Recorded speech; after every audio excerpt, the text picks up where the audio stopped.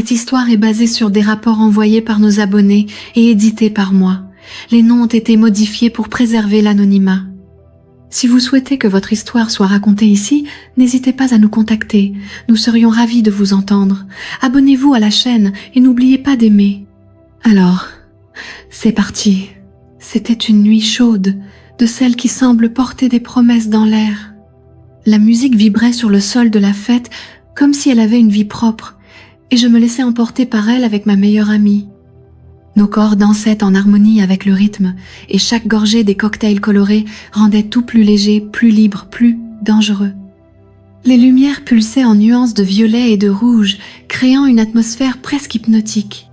On riait, on dansait, et on se perdait l'une l'autre au milieu de la foule de corps en sueur et de parfums mêlés.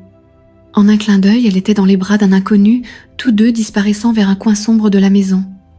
Je suis restée seule, mais cela ne m'a pas dérangée tout de suite. L'alcool rendait tout un peu plus intéressant, un peu plus malléable, si tu vois ce que je veux dire. Avec le temps, le sol semblait incliné et mon équilibre me trahissait à chaque pas. Les paroles des gens autour devenaient des murmures indéchiffrables. La nuit, qui paraissait pleine de promesses, est devenue une confusion de visages flous et de sensations brouillées. La dernière chose dont je me souviens de cette fête, c'est de m'être assise sur le trottoir, la tête tournoyante et le téléphone sans batterie dans les mains. Les lumières clignotaient au loin et mon corps réclamait du repos, tandis que mon cœur battait au rythme d'un mélange de peur et de frustration. Je ne savais pas comment rentrer chez moi. J'étais vulnérable, exposée et seule. C'est alors que je l'ai vu. Un monsieur peut être sexagénaire, marchait d'un pas lent mais assuré. Ses cheveux gris brillaient sous la lumière du lampadaire et ses yeux me regardaient avec une douceur qui m'a désarmée. Il s'est approché précautionneusement comme quelqu'un qui ne veut pas effrayer un oiseau blessé. « Tu vas bien ?» a-t-il demandé d'une voix grave, douce comme du velours. J'ai essayé de répondre, mais mes mots sortaient en désordre. « Je veux juste rentrer chez moi », ai-je chuchoté. Il s'est accroupi devant moi, ses yeux trouvant les miens avec un mélange de curiosité et de tendresse. « Viens avec moi, tu ne peux pas rester ici comme ça », a-t-il dit. À cet instant, j'ai eu confiance ou peu.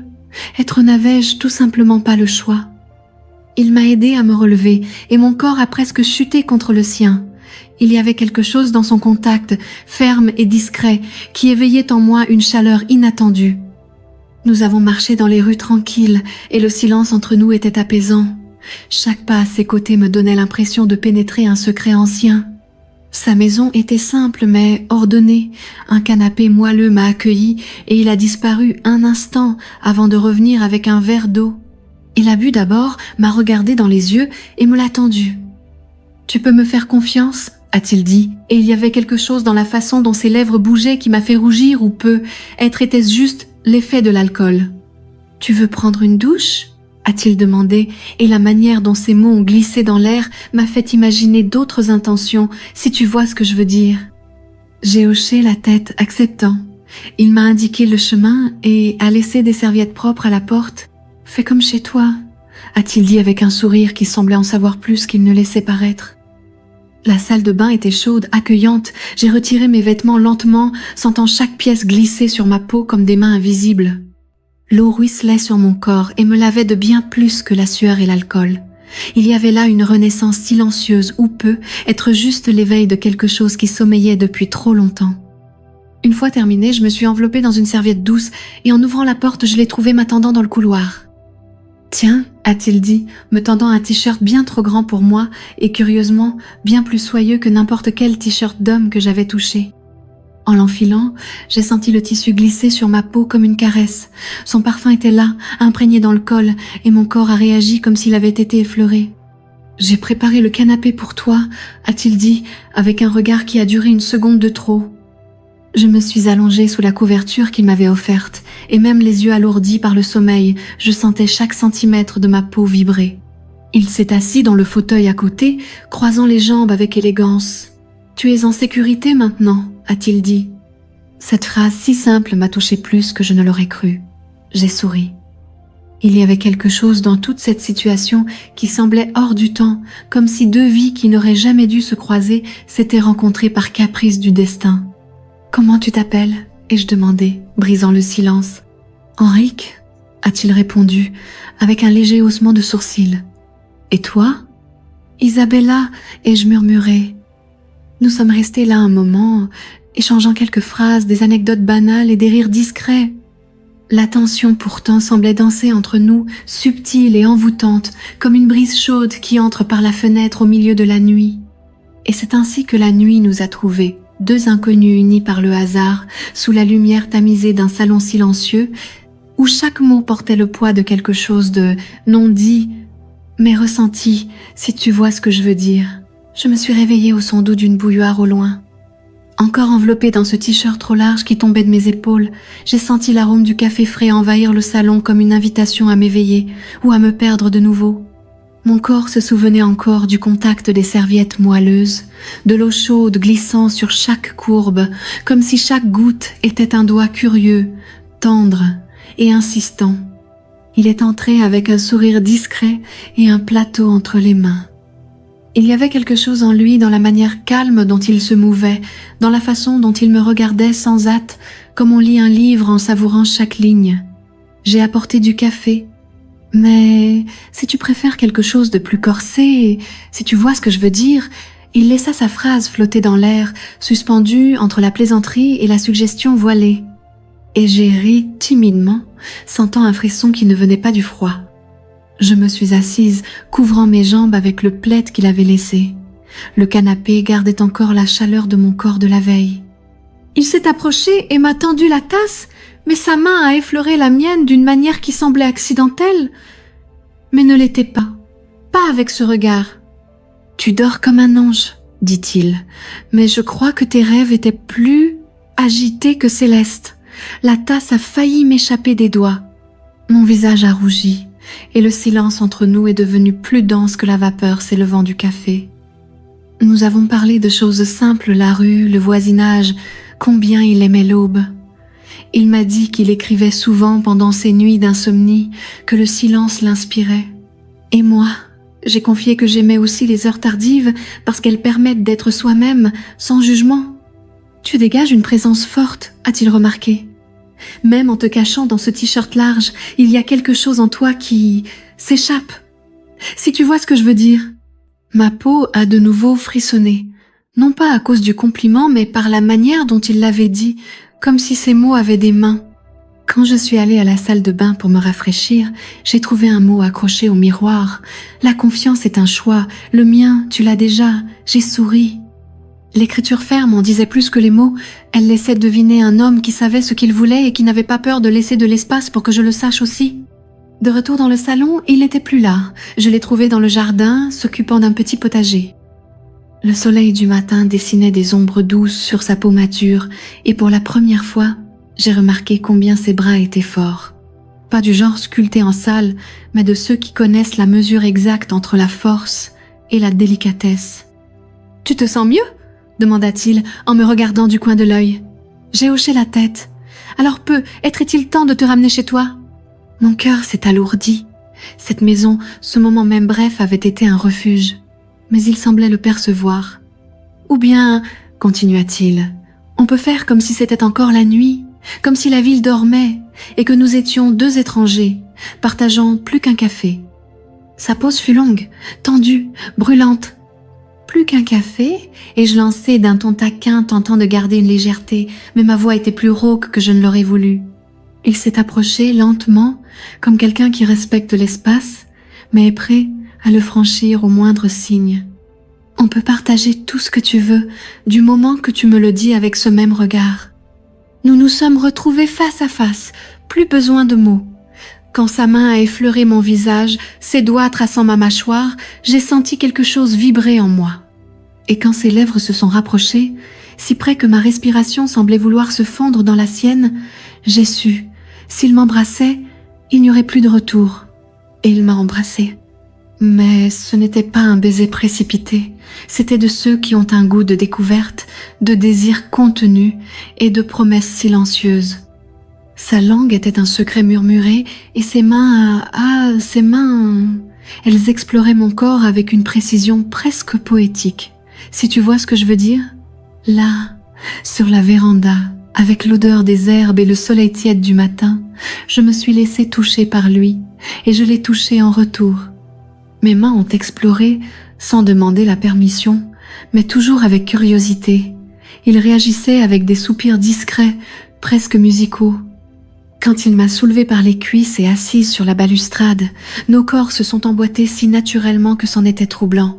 Les mots ont disparu. Il ne restait que les sons les nôtres. Doux, haletant, ivre de désir. Et puis, il s'est arrêté. Si on continue maintenant, je ne suis pas sûre de pouvoir m'arrêter après, dit-il, les yeux brûlants d'envie. Peut-être que je ne veux pas que tu t'arrêtes, ai-je murmuré, haletante. Mais il me regarda avec tendresse et fermeté. Il embrassa mon front et souffla. Alors faisons les choses bien, sans précipitation, cette histoire ne fait que commencer. Et c'est ainsi, les corps en feu et les envies à fleur de peau, que le soleil s'est levé tout entier. Il n'y eut pas de fin, seulement une pause. Je suis restée là, assise sur le muret de la véranda, sentant son absence comme une brise qui se retire lentement, laissant la chaleur derrière elle. Mes jambes tremblaient encore légèrement, et mes lèvres portaient le souvenir récent de son goût, quelque chose entre le café et la provocation. Il s'était arrêté, mais mon corps, lui, ne le savait pas encore. Je suis retournée à l'intérieur de la maison, les jambes flageolantes et l'esprit agité. Le t-shirt collait encore à ma peau d'une manière indécente, révélant plus qu'il ne cachait. « On va faire ça bien », avait-il dit. Et je me demandais ce que « bien » signifiait exactement pour un homme comme lui. Parce que ce que nous avions commencé là, dehors, avait déjà franchi toutes les limites du banal. Il est apparu dans l'embrasure de la porte, torse nu cette fois, un verre de jus à la main, et ce regard de celui qui sait exactement ce qu'il fait avec ce corps. Les poils sur son torse dessinaient une forme subtile, comme si la nature elle-même lui avait offert une carte, juste pour éveiller ma curiosité sur les chemins cachés sous sa peau. « Tu veux reprendre une douche ?» a-t-il proposé, avec un sourire en coin, « ou tu préfères quelque chose de plus stimulant, si tu vois ce que je veux dire ?» Mon corps a répondu avant ma bouche. Je me suis levée sans un mot et j'ai marché vers lui, laissant mes doigts effleurer doucement sa taille, sentant la tension dissimulée sous le calme.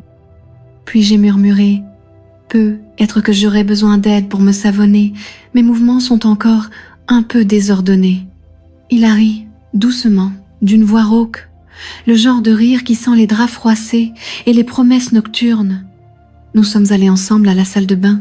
Il est entré derrière moi et la vapeur commençait déjà à embuer le miroir. La lumière tamisée donnait à la scène une teinte dorée, presque irréelle. Je suis entrée dans la douche, sentant l'eau glisser lentement sur moi, et quand je me suis retournée, il était déjà là, nu, brut, réel. Je n'ai pas besoin de décrire ce que j'ai vu, mais je peux te dire que ses yeux en disaient plus que n'importe quelle autre partie de son corps. Il y avait un désir profond, mêlé de douceur, une faim et une patience dangereuse. Il a pris le savon, l'a fait mousser lentement entre ses mains, et quand ses paumes ont touché mes épaules, j'ai eu l'impression que tout mon corps était fait de peau fraîchement découverte. Il ne se pressait pas. Ses mains glissaient comme si elles dessinaient des secrets sur moi. Le savon n'était qu'un prétexte.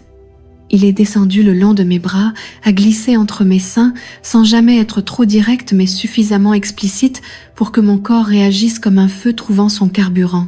« Tu as conscience de l'effet que tu provoques ?» a-t-il soufflé à mon oreille, ses mains explorant maintenant mon dos avec la lenteur de celui qui savoure un vin rare. Chaque frisson est un vers.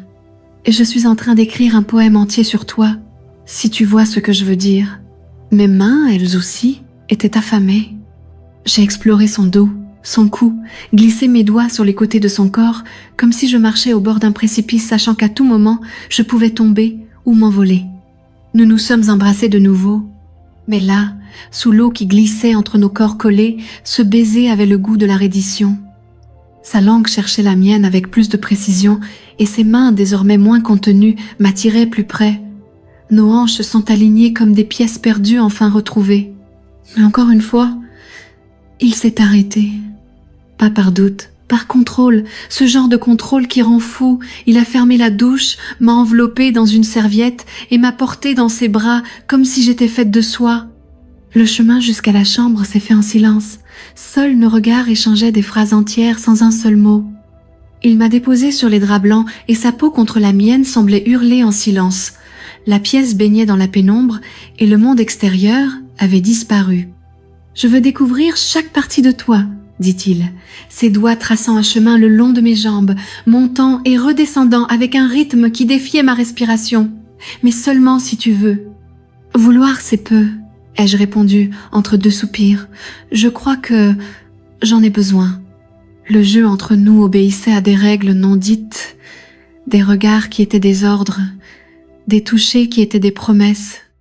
Et cette phrase qu'il murmurait de temps en temps beaucoup trop près de mon oreille, « Si tu vois ce que je veux dire ?» Et je voyais. Oh oui, je voyais. Il a exploré mon corps avec la précision d'un artiste et la passion d'un pêcheur. Chaque baiser était un coup de pinceau, chaque morsure légère, une signature. Et je me suis abandonnée non seulement au plaisir, mais au fait qu'il me voyait, entière, nue de plus que mes vêtements. Nous avons fait l'amour avec la faim de deux étrangers et la délicatesse de ceux qui attendent quelque chose de plus. Et lorsque nos corps se sont enfin relâchés, emmêlés dans la chaleur d'une aube recommencée, il a embrassé ma nuque et murmuré « Là oui, maintenant on commence vraiment. » Et j'ai souri, parce que là, entre les draps, sous la lumière qui filtrait à travers les fentes des volets, ce que nous avions construit n'était pas seulement du plaisir.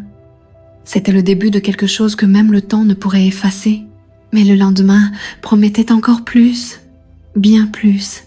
Et peut être plus que je ne l'imaginais. Je me suis réveillée avec la douce chaleur du soleil caressant mon visage et le sifflement de la bouilloire sur la cuisinière. Pendant un instant, j'ai cru que tout n'avait été qu'un délire alcoolisé, un fantasme sensuel cousu par la nuit. Mais quand j'ai regardé à côté et vu son t-shirt tomber au sol, l'oreiller encore imprégné de son parfum, j'ai su que ce n'était pas un rêve. Je me suis levée lentement, le corps encore enveloppé par le souvenir de ces mains, des mains qui m'avaient touchée comme on déchiffre une énigme. Mes muscles portaient encore la douceur de la nuit passée, comme si chaque mouvement libérait un soupir enfoui. Je suis allée jusqu'à la cuisine, portant de nouveau son t-shirt. Il dansait librement sur ma peau, couvrant l'essentiel et laissant deviner tout ce qui pouvait exister en dessous, si tu vois ce que je veux dire. Il était là, dos tourné, affairé à quelque chose dans une casserole. Torse nu, encore une fois, la lumière du matin dessinait les courbes de son corps comme une toile peinte en secret. Je pouvais voir la contraction légère de ses épaules pendant qu'il remuait le café, et cela, d'une certaine façon, était plus érotique que n'importe quelle scène explicite. « Bonjour, dormeuse », dit-il sans se retourner, comme s'il savait déjà que j'étais là, à l'observer comme une vue interdite. « Bonjour », murmurai-je, la voix encore rauque. « Tu cuisines aussi ? C'est dangereux, ça. Je touche un peu à tout. Disons que j'ai des talents manuels bien développés. » Je laissai échapper un rire bas, m'approchant de lui par derrière, glissant mes doigts le long de sa taille. Ça, j'en avais déjà une petite idée. Il se retourna, me tendant une tasse. « Un café ?» Je pris la tasse, sans le quitter des yeux. J'ai plutôt envie de quelque chose d'un peu plus chaud, si tu vois ce que je veux dire. Le sourire qui s'épanouit sur ses lèvres était pure malice, ce genre de sourire qui te désarme et te déshabille, même habillé. Il s'approcha lentement, comme s'il avait déjà le contrôle de la situation, mais aimait encore jouer avec le feu. « Alors viens là, dit-il, prenant la tasse de mes mains et la posant de côté. Voyons si je peux satisfaire ton appétit. » Nous nous sommes embrassés là, contre le plan de travail, avec l'odeur du café dans l'air et nos corps de plus en plus impatients.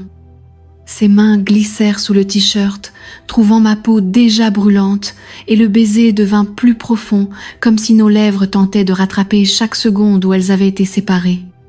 Soudain, il me souleva par la taille et m'assit sur le plan de travail froid. Le contraste de température me fit halter, mais la chaleur de ses mains se chargea rapidement de tout équilibrer.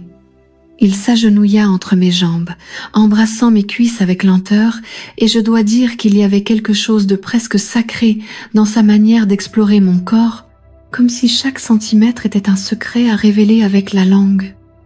Tu es un mystère délicieux, murmura-t-il. Et moi, je suis un lecteur patient. J'aime découvrir chaque entreligne. Ses doigts me torturaient de caresses légères, et sa langue alternait entre baisers humides et frôlements délicats.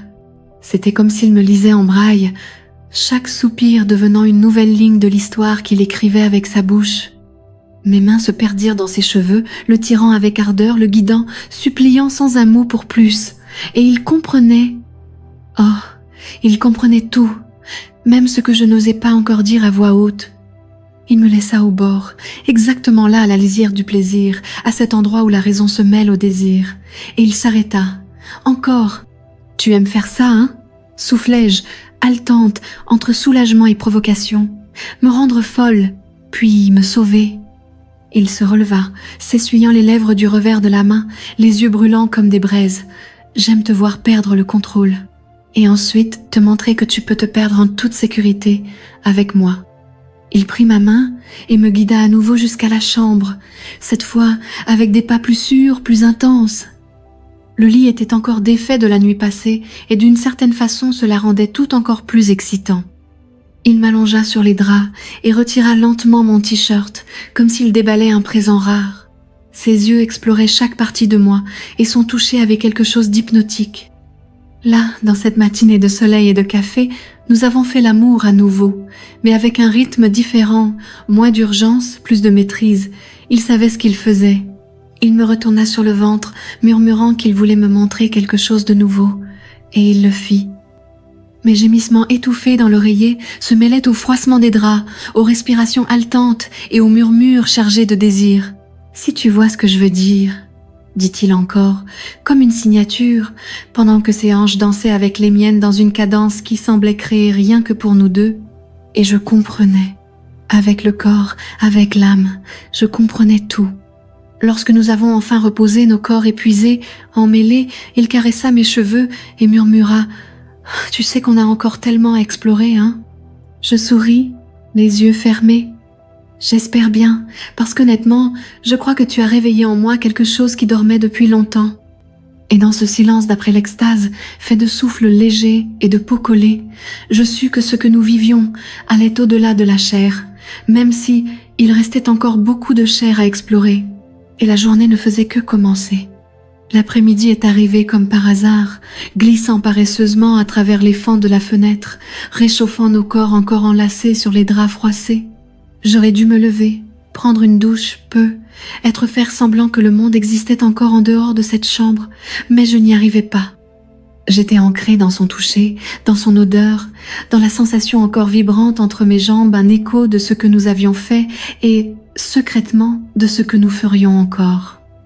Il traçait des cercles du bout du doigt sur mon dos nu, comme s'il écrivait un poème invisible sur moi.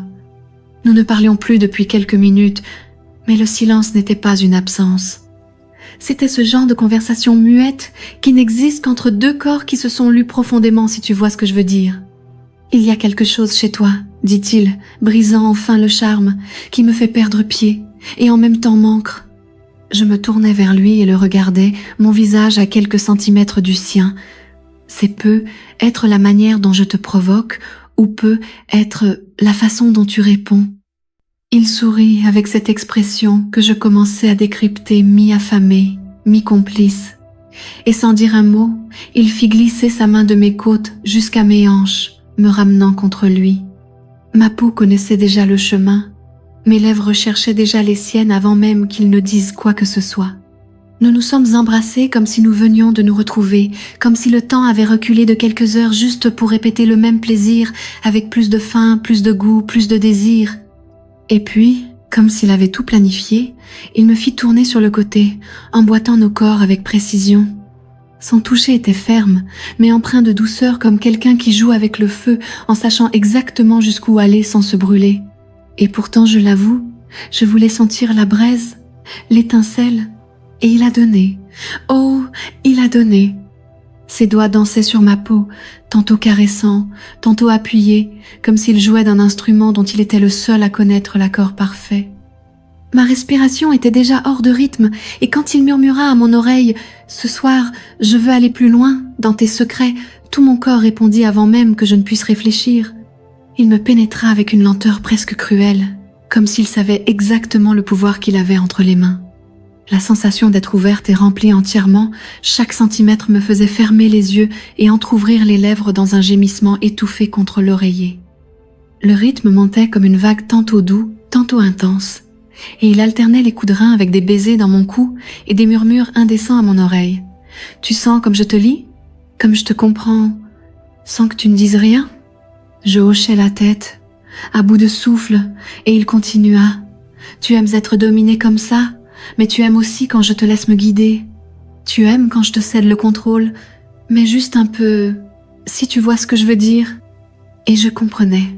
Je comprenais avec les muscles tendus, avec les gémissements avalés, avec les jambes qui tremblaient déjà sans contrôle. Je me retournai vers lui, m'installant à califourchon sur ses hanches, comme pour prendre la barre du navire, et je vis cette lueur dans ses yeux, celle de quelqu'un qui aime le jeu, mais qui adore perdre juste pour voir ce que l'autre fera de la victoire. Je me mouvais sur lui avec précision, roulant des hanches lentement, sentant chaque centimètre du plaisir se répandre en moi. Il gémissait doucement, les yeux rivés aux miens, et ses mains serraient ma taille avec une force presque suppliante. « Tu vas me tuer comme ça » murmura-t-il. Je me penchai pour coller mes lèvres aux siennes. C'est peu, être bien l'intention. Nous sommes restés ainsi de longues minutes, dans cette danse humide et brûlante, transpirant ensemble, nous découvrant avec nos corps. Et quand nous avons finalement explosé, ce fut presque en même temps un cri étouffé dans mon cou et mes ongles enfoncés dans ses épaules. Je posai mon front contre le sien, sentant nos cœurs galoper ensemble. « Putain !» dit-il, encore haletant. « Tu es une tempête !» Je souris. « Et toi, tu es l'abri où elle se cache. » Nous nous sommes allongés, côte à côte, sans nous lâcher. La chambre exhalait encore cette odeur et cette chaleur, mais il y avait là aussi une paix étrange, douce, comme si nos corps avaient trouvé une fréquence que seuls nous comprenions. Nous avons passé le reste de la journée entre baisers paresseux, rires idiots et mains qui ne savaient plus rester en place. Le monde dehors pouvait bien s'écrouler et franchement, je ne l'aurais même pas remarqué. Plus tard, alors que la nuit tombait et que la ville allumait ses lumières en silence, il vint derrière moi pendant que je me brossais les dents. Il se colla à moi et posa ses lèvres dans mon cou, murmurant de sa voix grave. « Tu pars demain ?»« Oui, mais je ne sais pas pour combien de temps. Il se peut que j'ai besoin d'une dose d'entretien. Tu sais, pour être sûr que tu ne m'oublies pas. » Je me retournai lentement, plongeant mes yeux dans les siens. « Tu crois vraiment que je pourrais t'oublier ?» Il sourit. « Alors laisse quelque chose de toi ici, n'importe quoi, pour que, quand je le regarde, je me souvienne de l'odeur, du goût, de la peau. » Je réfléchis un instant, puis j'enlevai ma culotte et la posai sur son oreiller. « Ça ira ?» Il la prit, la porta à son nez comme on savoure un bon vin, et dit avec un sourire malicieux, « Plus que suffisant, si tu vois ce que je veux dire. » Je l'embrassai une dernière fois ce soir-là, avec la certitude que cette histoire n'avait pas encore de fin et ne devait pas en avoir. Parce que le désir, quand il est vrai, ne s'achève pas. Il se déguise simplement en manque jusqu'à la prochaine fois.